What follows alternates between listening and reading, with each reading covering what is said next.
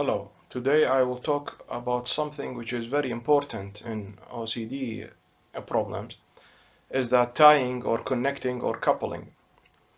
Uh, every OCD sufferer knows that. Each day he suffers from that many times, or maybe hundreds or thousands times, that making connection, making coupling, he ties something to something, couple something to something, or connecting something to something, like connecting, going to the kitchen with something dirty, or feeling of dirty, or feeling of something, or maybe trying to pray, and he feels suddenly that he is uh, unbeliever, or something bad is going to happen to him. So coupling or connecting is very important. And the trick which is used by the OCD is that it connects something which is neutral or real, sometimes even pleasurable. So it connects this part with another part which is fake, false, and not real. Uh, this is very important that you understand that it OCD camouflage its thought and its capability to deceive you through this trick.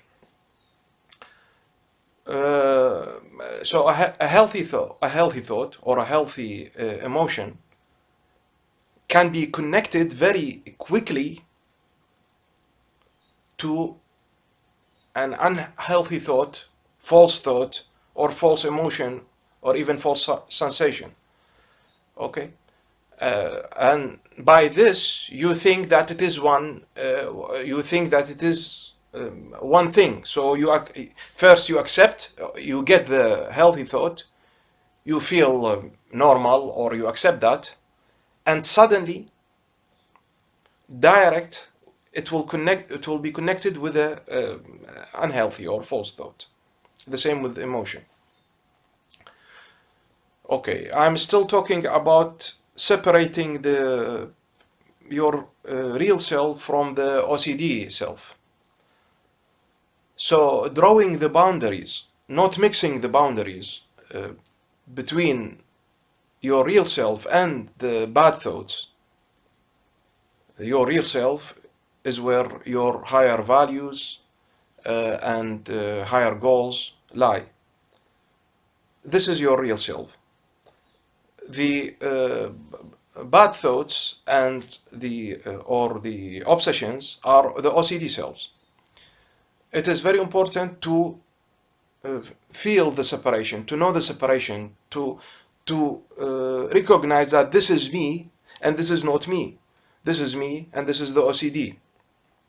Okay, by practicing this feeling, by practicing this discernment, this disentanglement, this separation many times per day. Like in step one, this is not me, this is the OCD. Or this is the OCD, this is not me. Or simply this is the OCD. Or simply this is the disease. Or simply this is the chemical imbalance. Or this is the liar, the OCD liar. Or like that. Simply a very concise description. You say it in one sentence. The most famous sentence is this is OCD. This is not me, this is the OCD. By making the boundaries, the distance between the boundaries more obvious, more direct, more you practice making these boundaries. You practice this discernment, this detachment from this is not me, this is the OCD. The more you practice this step, the more you will become better at separating. Okay. So I think bad thought, Okay, so you are bad thoughts comes to you, so you think bad thought.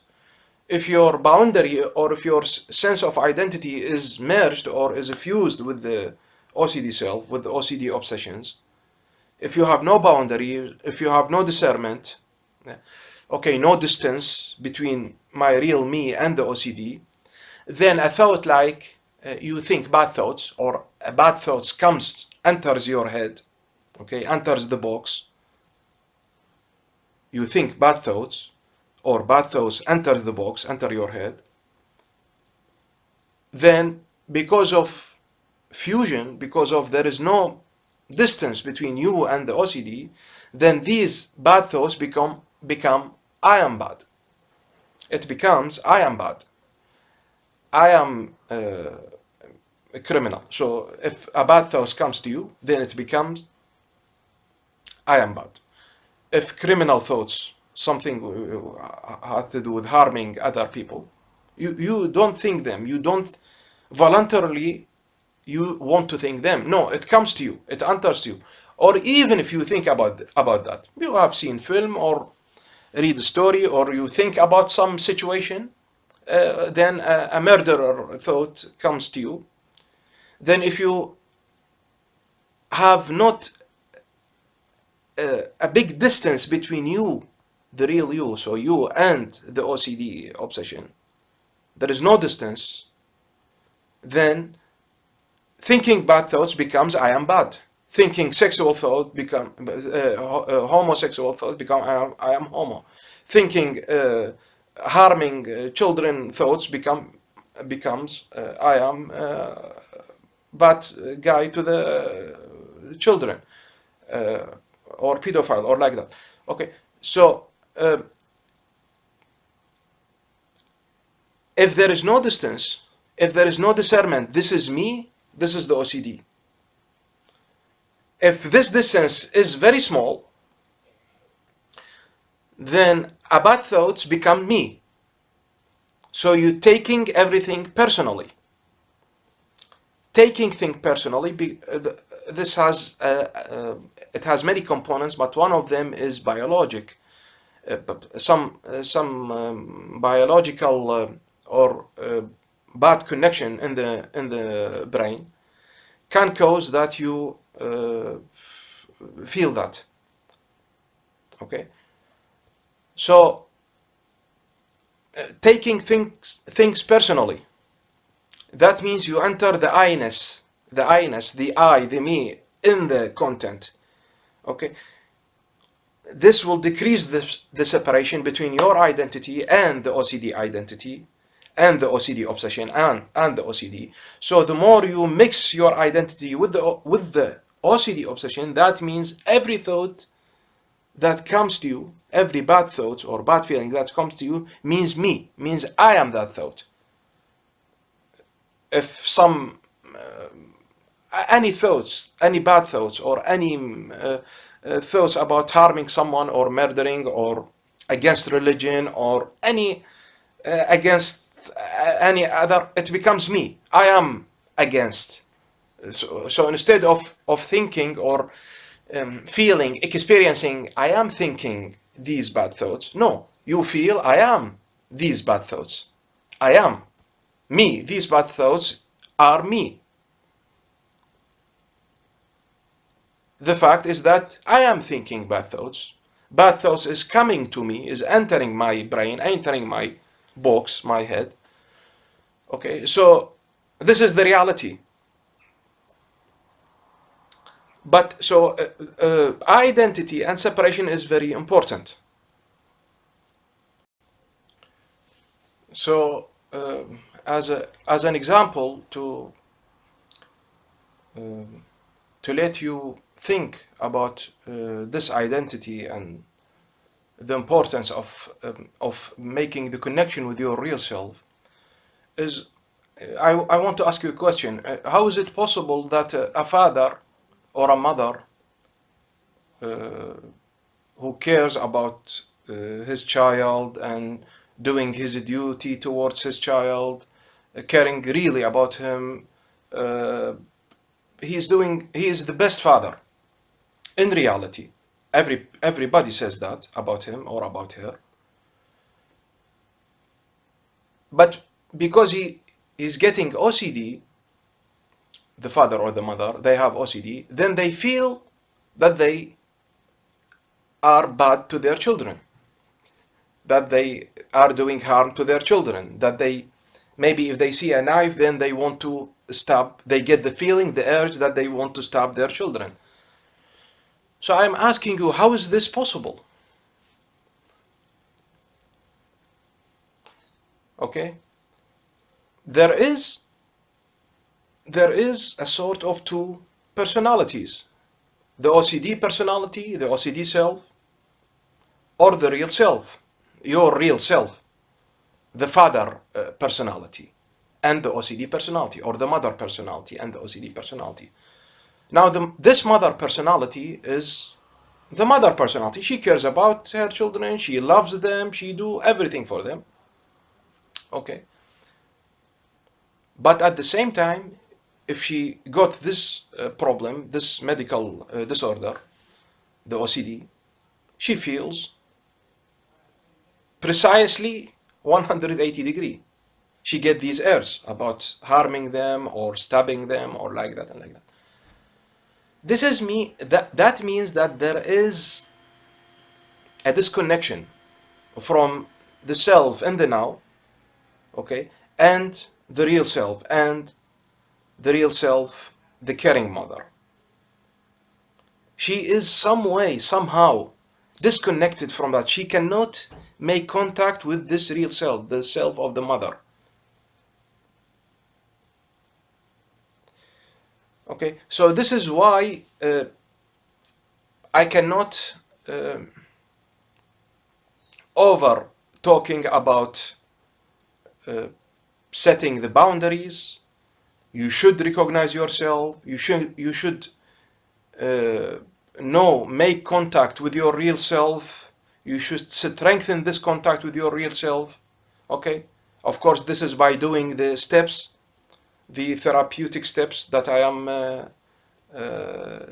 explaining in these videos. Mindfulness is extremely important because in mindfulness you are who is observing. Who is observing? Of course, it is not the OCD self. It is not the OCD brain. It is you. It is it is the real you. It is the real you that doesn't suffer from OCD or uh, the trauma, because it is mindfulness is used also. It is important in trauma, in depression, in a lot of uh, aspects of life. Okay, and therapies.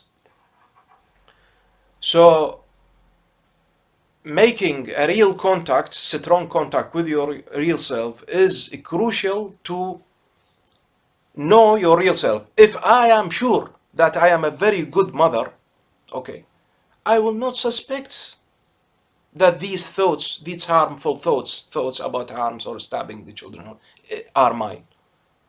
I will not suspect that. Simply I will dismiss them very quickly, or even don't look to them, or even don't give them any second. Simply I will know automatically I will know, while in OCD you will know automatically that this is you, that these OCD thoughts against religion or harming or sexual, or they are you, really, it is me, automatically. Okay, so there is something in the connection between you and your real you, so your real self, the self before OCD. Okay, and not only that, the more you are near your real you, this is good, but at the same time you become further from your OCD self, from the OCD obsessions, from the OCD self. Your real you can never understand the OCD obsessions because they are at 180 degrees. So in my model that I have seen in a lot of clients and according to my contemplation and study and a lot of thinking, is that another self is developed, which is the OCD self, which can understand and recognize and talk and struggle with OCD, because OCD cannot be understood by your real self. This is not you, so how can you understand it or you make contact with it? This is not you. So the another self should be created that can correspond, that can communicate with the OCD self. Sorry, the OCD obsessions, the OCD thoughts, OCD sensation, OCD feeling. Another self should be created. This self I call OCD self. Okay. Um, Also, there are a lot of conditioning between the if you don't if the boundaries is weak, if the separation, if the distance is, if there is no distance or there is small distance between you and the OCD, then not only a healthy thought can be connected quickly to a false thought, but also a lot of bad things that happens to me, that means that I am bad. So you experience accidents, you experience events, bad events happens to you in the work or in the family or in the street or somewhere else, or even in your thoughts, bad experiences, bad things happens to me, that means that I am bad. No, the things are bad, not me. The events are bad, not me. It can be me, but that doesn't imply immediately that I am bad. It can be. In OCD, they say, OCD says you get bad events or you get bad thoughts, then you are bad. Then you are wrong. It says to you, personally, me, I-ness, isness. Why? So that everything become urgent, become dangerous. You should act very quickly. So you do the compulsion and it become automatic because there is I-ness, there is a danger. I means danger. Because danger on something other than I is not real danger. You will not feel so compelled to do something, the compulsion in this context. But when it become on me, to me, done to me, I am the one responsible, guilty, then you should act, then you will feel the urgeness to act quickly. Act quickly because it is dangerous, it is fear, it is, okay. So mixing the identity is very crucial to understand and to know that the more distance between you and the OCD, so this is why I'm saying mindfulness, you watch from distance, only observe, do not comment, because every comment will make the distance, you will become closer to the OCD because you are talking with it, you are fighting, you are judging the OCD, the thoughts and the feelings. Okay. I also want to say that this distance or therapeutic distance that I call between you and the OCD, it is not only have a cognitive basis that I explain through mindfulness or through another cognitive structures, but it also has a behavioral explanation. In conditioning, the longer the distance in time, the period in time between the stimulus and the reaction or the response, then the weaker the conditioning will be. So if you make the response long, this is why I say if you get the OCD urge, then try to wait for 1 minute, the next time 2 minutes, the next time 3 minutes, 5 minutes, 10 minutes, half hour, 1 hour, until the separation in time and in behavior and in conditioning. So the separation between the urge, the stimulus, and the response, in this context, the compulsion. So this time and distance, when it will become bigger, the conditioning or the relationship or the connection or the coupling or the tying between the stimulus and the response will be weaker and weaker and weaker the more you introduce more time and consciousness, of course, in mindfulness or in cortex. When you enter the cortex or the thinking process, then it becomes less automatic and the binding will break. Okay.